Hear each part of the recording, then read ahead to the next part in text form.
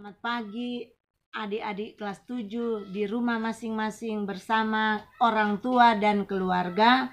Selamat pagi, salam jumpa lagi dalam kegiatan belajar mengajar IPS hari ini. Tapi sebelum belajar, mari berdoa menurut agama dan kepercayaan masing-masing. Doa mulai. Selesai. Pagi ini kita akan membahas potensi sumber daya alam dan kemaritiman Indonesia. 1. Potensi sumber daya alam Indonesia. Sumber daya alam adalah semua bahan yang ditemukan manusia dalam alam yang dapat dipakai untuk kepentingan hidupnya. Karena banyaknya bentuk sumber daya alam, maka dibatasi pada sumber daya hutan dan bahan tambang. A. Potensi sumber daya hutan. Hutan di Indonesia sangat banyak menyimpan kekayaan flora dan fauna. Hasil-hasil hutan dapat berupa kayu, rotan, buah-buahan, dan obat-obatan. Jenis-jenis kayu. Ada kayu keruing, meranti, agatis, ada kayu jati, ada rotan, ada kayu cendana, ada kayu rasamala dan akasia dan lain sebagainya. Mengapa kita harus menyelamatkan hutan? Karena banyak spesies tumbuhan dan hewan yang terancam punah. Manfaat atau fungsi hutan. 1. Menyimpan air hujan. 2. Tempat hidup bagi flora dan fauna. 3. Mencegah terjadinya erosi. 4. Menghasilkan oksigen dan menyerap karbon dioksida. 5. Sumber kehidupan bagi masyarakat. B. Potensi sumber daya tambang dapat berupa minyak bumi dan gas dan batu bara sebagai sumber energi yang banyak dipakai.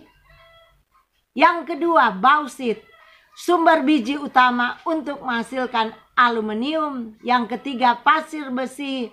Yang keempat, emas. Berikut kita lihat potensi kemaritiman Indonesia berupa perikanan. Hutan mangrove atau hutan bakau adalah tipe hutan yang berada di daerah pasang surut air laut. Ada 2 fungsi hutan mangrove. Yang pertama, fungsi ekologis atau tempat hidup binatang laut untuk berlindung dan berkembang biak. Yang kedua, fungsi ekonomis berupa nilai ekonomis dari kayu, pepohonan, dan makhluk hidup di dalamnya yang menghasilkan uang.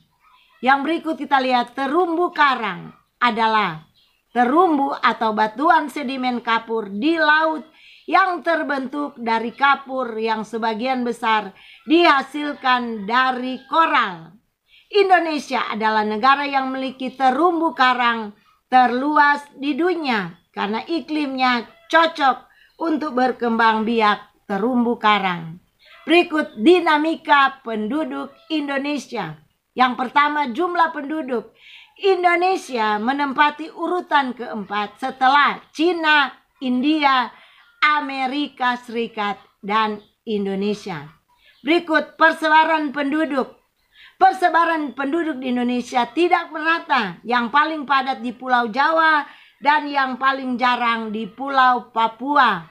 Komposisi penduduk kita lihat 0 sampai 5 tahun usia balita, 6 sampai 12 tahun usia SD, 13 sampai 15 tahun usia SMP, 16 sampai 18 tahun usia SMA, 19 sampai 24 tahun usia perguruan tinggi, dan seterusnya. Silakan adik-adik simak. Berikut komposisi penduduk berdasarkan jenis kelamin, yaitu hanya ada 2, laki-laki dan perempuan. Pertumbuhan penduduk di Indonesia tergolong masih tinggi. Sebab itu pemerintah melaksanakan program keluarga berencana. Lanjut.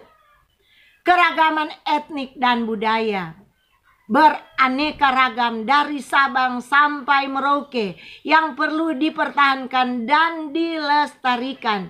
Karena itu merupakan kekayaan bangsa. Ada bermacam-macam pakaian adat, rumah adat. Lihat contoh tabel rumah adat di negara Indonesia yang tersebar di berbagai daerah. Ada Papua, Honai, dan sebagainya. Ada pakaian adat, tarian daerah di berbagai daerah. Sangat kaya Indonesia. Berikut kita lihat flora dan fauna. Flora atau dunia tumbuhan dapat dibedakan menjadi dua kelompok besar. Satu, Indo-Malayan atau kawasan Indonesia Barat. Dua, Indo-Australian atau kawasan Indonesia Timur. Kita lihat karakteristik ciri-ciri flora Indonesia Barat. Ada 3, banyak meranti, 2 rotan, 3 berbagai jenis nangka.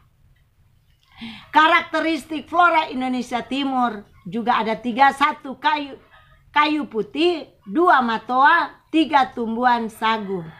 Persebaran fauna di Indonesia terbagi atas 3. Yang pertama tipe Asiatis Indonesia bagian barat, contoh gajah, harimau, badak bercula 1, banteng. 2. Fauna Indonesia Tengah atau tipe peralihan, contoh anoa, komodo, kuskus, dan babi rusa. Yang ketiga, fauna Indonesia bagian timur atau tipe Australis, contoh kanguru atau walabi, landak irian, cendrawasih, nuri, dan kasuari. Garis yang memisahkan antara Indonesia Barat dan Indonesia Tengah disebut garis Wallacea. Garis yang memisahkan wilayah Indonesia Timur dengan wilayah Indonesia bagian tengah disebut garis Weber. Berikut perubahan akibat interaksi antar ruang. 1. Berkembangnya pusat-pusat pertumbuhan. 2. Perubahan penggunaan lahan. 3. Perubahan orientasi mata pencarian. Berkembangnya sarana dan prasarana. Adanya perubahan sosial budaya, dan yang terakhir berubahnya komposisi penduduk.